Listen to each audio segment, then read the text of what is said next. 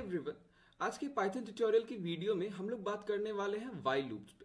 अभी तक मैंने आपको बताया कि यार लूप्स क्या होते हैं और फॉर लूप काम कैसे करता है, और जाते जाते मैंने अपने पिछली वीडियो में ये भी बताया था कि यार फॉर लूप्स और व्हाइल लूप के बीच में डिफरेंस क्या है।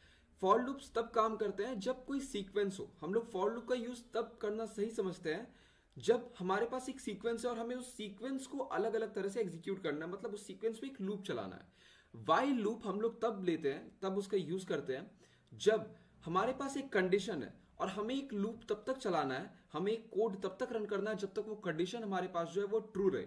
जैसे ही वो कंडीशन फॉल्स हो, हम लूप से बाहर आ जाए। जब ऐसा कोई केस हो तो हम लोग व्हाइल लूप का यूज करना सही समझते हैं। तो यार मैं जल्दी से एक फाइल बना लेता हूं while loop.py, और यहां पर आके मैं आपको एक एग्जांपल से समझाने की कोशिश करता हूं। जैसे मैंने कल रेंज में प्रिंट किया था नंबर्स को, while I in range 20। अगर मैं 20 तक नंबर प्रिंट करना चाहता हूं तो मैं फॉर लूप में कुछ इस तरह से कर सकता हूं। तो मैंने ऐसे प्रिंट किया तो यहां पर मेरे पास 19 तक प्रिंट हो गया, जो होना भी चाहिए था। अब अगर इस कोड को मुझे व्हाइल लूप के साथ लिखना है तो मैं कैसे लिखूंगा? मैं लिखूंगा i इज इक्वल टू 0। ठीक है, अभी आप कोड को फॉलो करें, मैं आपको ठीक से समझाऊंगा कि यार मैं कोड लिख क्या रहा हूं। i जब तक 20 से छोटा हो तब तक प्रिंट i और i प्लस इक्वल टू 1। अभी आपको ये कोड समझने की जरूरत नहीं है, पहले आप कोड को देखें, रिजल्ट देखें इसका, उसके बाद मैं इसे समझाने की कोशिश करूंगा। अभी मैंने अगर प्रोग्राम रन किया फिर से तो आप देखेंगे कि मेरे पास 0 से लेकर 19 तक फिर से प्रिंट हो गया। अगर मैं इसे फिर से रन कराऊं तो आप देखेंगे मेरे पास फिर से 19 तक प्रिंट हो गया। ऐसा क्यों हो रहा है और व्हाइल लूप काम किस तरह से कर रहा है ये समझते हैं।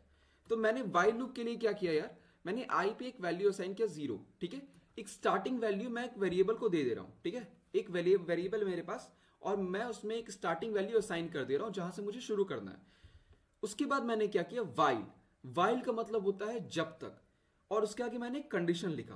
तो जब तक ये जो आगे लिखा हुआ कंडीशन ट्रू है, ये बॉडी एग्जीक्यूट होता रहेगा। तो व्हाइल काम कैसे कर रहा है यार, हम लोग व्हाइल के बॉडी पे आते हैं। व्हाइल चेक कर रहा है क्या i जो है वो 20 से छोटा है। i का प्रेजेंट वैल्यू क्या है, 0। तो 0 क्या 20 से छोटा है? हाँ, ट्रू। जैसे ही ये जो कंडीशन है, जैसे ही ये ट्रू रिटर्न करेगा, जैसे ही ये कंडीशन ट्रू देगा, व्हाइल लूप क्या करेगा, व्हाइल लूप अपने बॉडी को एग्जीक्यूट कर देगा।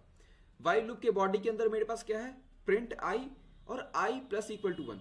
मैं यहां पर i को इंक्रीमेंट क्यों कर रहा हूं, i की वैल्यू को इंक्रीमेंट क्यों कर रहा हूं?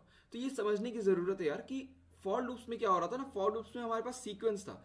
तो सीक्वेंस में क्या हो रहा था फॉर लूप्स में कि वो इंक्रीमेंट खुद ही हो जा रहा था, हमें इंक्रीमेंट करना नहीं पड़ रहा था। तो जैसे हमने 0 प्रिंट किया फॉर लूप की मदद से, तो फॉर लूप क्या कर रहा था कि 0 के बाद वो 1 खुद ही कर दे रहा था, क्योंकि उसके पास एक सीक्वेंस था, उसे पता था कि आगे क्या करना है, आगे कहां जाना है, अगला वैल्यू कौन सा होगा। व्हाइल लूप में यार अगला वैल्यू पता नहीं होता, हमारे पास बस एक कंडीशन है। जब तक कंडीशन ट्रू है तो ये चीज प्रिंट करो, और जैसे ये फॉल्स हो जाए तो उसे उस व्हाइल लूप के बाहर आ जाओ। तो यार यहां पर हम यहां पर मैन्युअली i को 1+1 करते जा रहे हैं, i के वैल्यू को इंक्रीमेंट कर रहे हैं। तो i 0 है, प्रिंट i होगा, उसके बाद i प्लस 1 हो जाएगा, मतलब i का वैल्यू क्या हो जाएगा, 1। फिर चेक करेगा कि i अब 1 20 से छोटा है। अगर छोटा है तो ये फिर से प्रिंट करेगा, फिर से व्हाइल लूप चलेगा, और इस तरह से हर एक लूप कंप्लीट होने पर व्हाइल लूप जो है वो कंडीशन चेक करता रहेगा। हर एक लूप, एक बार ये i प्रिंट हुआ, एक बार इंक्रीमेंट हुआ, फिर से व्हाइल लूप ये कंडीशन चेक करेगा। फिर अगर ट्रू हो तो फिर से ये बॉडी एग्जीक्यूट होगा और फिर से व्हाइल लूप कंडीशन चेक करेगा। ठीक है, और ये तब तक होता रहेगा जब तक ये कंडीशन फॉल्स ना हो जाए। तो जैसे ही प्रिंट होने के बाद, जैसे प्रिंट 19 हुआ, जो लास्ट वैल्यू 19 प्रिंट हुआ और 20 आया, तो क्या हो रहा है कि अब i चेक करने, अब ये व्हाइल लूप चेक करेगा क्या i 20 से छोटा है, क्या 20 से छोटा है, नहीं है। तो क्या होगा, तो व्हाइल लूप फॉल्स होगा, और फॉल्स होने के बाद व्हाइल लूप के बॉडी के बाहर आ जाएंगे हम लोग। और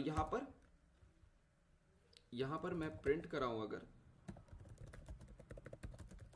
व्हाइल लूप एंडेड, तो अगर मैं अब इसे प्रिंट कराऊं, अगर मैं इसे रन करूं प्रोग्राम को, तो आप देखेंगे अब मेरे पास 19 प्रिंट होने के बाद व्हाइल लूप के बाहर आकर कुछ प्रिंट भी हुआ है, व्हाइल लूप एंडेड। ठीक है, तो यार इस तरह से व्हाइल लूप काम करता है, इससे ज्यादा व्हाइल लूप में कुछ भी नहीं है। तो यार एक छोटा सा प्रोग्राम आखिर में बनाकर हम समझते हैं कि व्हाइल लूप यहां पर काम कैसे कर रहा है। एक छोटा सा प्रोजेक्ट, मैं यूजर से एक इनपुट लेता हूं num is equal to input, enter a number. ठीक है, while num is not equal to zero, जब तक नम जीरो ना हो, जो भी यूजर वैल्यू डाले अगर वो जीरो नहीं है तो वाइल लूप चलता रहेगा। क्या होगा, टोटल, टोटल नाम से एक वैल्यू है पर zero, total plus plus equal to नम। हम लोग टोटल में नम के वैल्यू को जोड़ते रहेंगे, ठीक है। और उसके बाद हम लोग फिर से नम में नया यूजर इनपुट लेंगे। यार ये कोड मैं आपको इसलिए दिखाना चाह रहा हूं क्योंकि मैं बस आपके थिंकिंग को थोड़ा ब्रॉड करना चाहता हूं कि यार जो हम लोग पढ़ रहे हैं लॉजिक उसमें कैसे लगाना है, उस कोड को सही जगह पर यूज कैसे करना है सही कंडीशंस के साथ। तो अगर मैं इस प्रोग्राम को अब रन कराऊं, अगर मैं इस प्रोग्राम को अब रन कराऊं और एक मैं काम और करूंगा, मैं आखिर में टोटल के वैल्यू को प्रिंट कर दूंगा, ठीक है, प्रिंट टोटल, ठीक है। तो अब अगर मैं इस प्रोग्राम को रन कराऊं तो क्या होगा यार, मेरे पास आया एंटर अ नंबर, मैंने डाला 10। ओके ओके सॉरी, जो वैल्यू इनपुट हो रहा है वो स्ट्रिंग में होता है, तो हमें उससे नंबर बनाना होगा, इंटीजर बनाना होगा। इंटीजर बनाने के लिए हम लोग करेंगे इंट, और सेम चीज हम लोग यहां भी करेंगे इंट। अब अगर मैं इस प्रोग्राम को ठीक से रन कराऊं तो क्या होगा, मेरे पास प्रोग्राम रन हुआ, एंटर नंबर 10, ठीक है। फिर वो वैल्यू जुड़ता जा रहा है, 20, 30, 45, 100, और मैं ऐसा कोई रैंडम नंबर डाल देता हूं, और जैसे ही मैं 0 डालूंगा ना, मेरे पास एंड में रिजल्ट आ गया।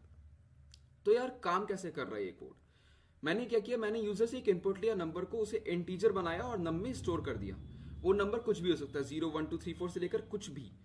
अब मैंने टोटल वैल्यू, टोटल वेरिएबल बनाया, उसमें 0 वैल्यू असाइन कर दिया।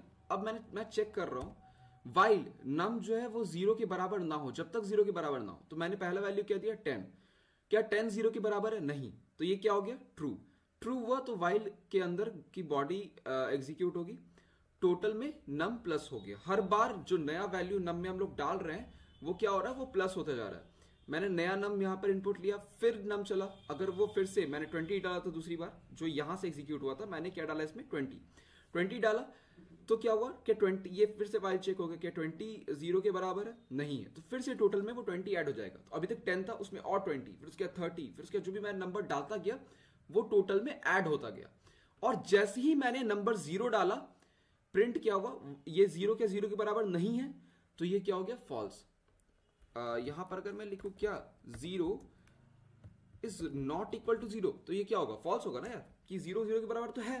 तो जैसे ही ये फॉल्स हुआ, वाइल लूप के बाहर आ गए हम लोग, और बाहर आके मेरे पास जो कोड था वो प्रिंट हो गया। ये कोड तब तक प्रिंट नहीं होगा जब तक ये वाइल लूप खत्म ना हो, ठीक है। तो इस तरह से यार यही है वाइल लूप, इसमें इससे ज्यादा कुछ भी नहीं है। आगे की वीडियो में हम लोग जानेंगे ब्रेक और कंटिन्यू को लूप्स के साथ कैसे यूज कर सकते हैं। तब तक के लिए आपको अगर कोई भी कंफ्यूजन है तो आप कमेंट सेक्शन में लिखिए, यार हमारे इंस्टाग्राम हैंडल में कुछ भी मैसेज करें, हम उसे जरूर सॉल्व करेंगे। और तब तक के लिए थैंक यू।